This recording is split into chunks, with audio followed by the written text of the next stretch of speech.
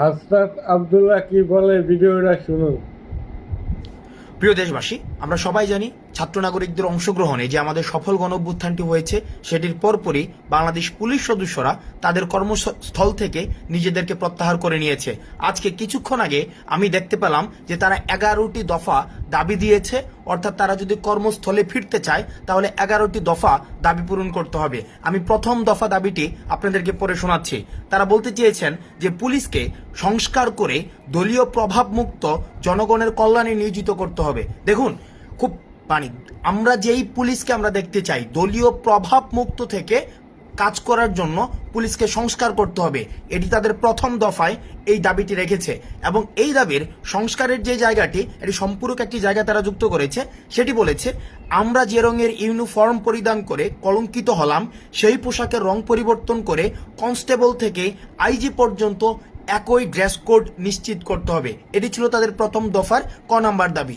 খ নাম্বার দাবিতে তারা বলেছে, আমাদের সকল পুলিশ সদস্য ও তাদের পরিবারের নিরাপত্তা নিশ্চিত করতে হবে এবং এর সাথে সাথে যে সকল সিনিয়র অফিসাররা ক্ষমতার লোভী দালাল পুলিশ অফিসারদের কারণে আমাদের শত শত পুলিশ সদস্য ও সাধারণ ছাত্র জনতা মৃত্যুবরণ করেছে তাদেরকে গ্রেফতার করে অনীতি বিলম্বে বাংলাদেশের প্রচলিত আইনে বিচার করতে হবে এবং তাদের অবৈধ সম্পদ বাজেয়াপ্ত করতে হবে। এটি অত্যন্ত গুরুত্বপূর্ণ একটি দাবি।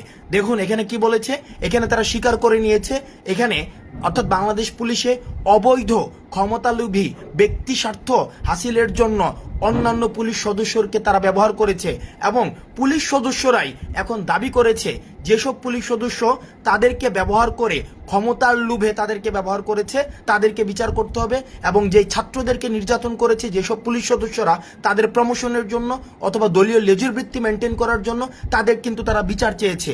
তারপরে দেখেন, তারপরে 2 নাম্বার দাবিটি একে খুব গুরুত্বপূর্ণ একটি দাবি। সেখানে তারা বলেছেন যে এই চলমান আন্দোলনে যেসব পুলিশ সদস্য মারা গিয়েছেন তাদের পরিবারেরকে সহায়তা দিতে হবে, আর্থিক সহায়তা দিতে হবে এবং সেখানে বলা হয়েছে যে জানমালের নিরাপত্তা ব্যবস্থা নিশ্চিত করতে হবে।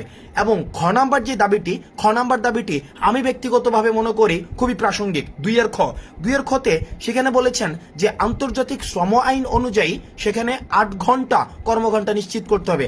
আপনারা সবাই জানেন বাংলাদেশ পুলিশের যেই কর্মঘণ্টা সেখানে নির্দিষ্ট কোনো কর্মঘণ্টা নেই। সেখানে হচ্ছে অর্থাৎ একটা পুলিশ 24/7 ডিউটি করতে হয়।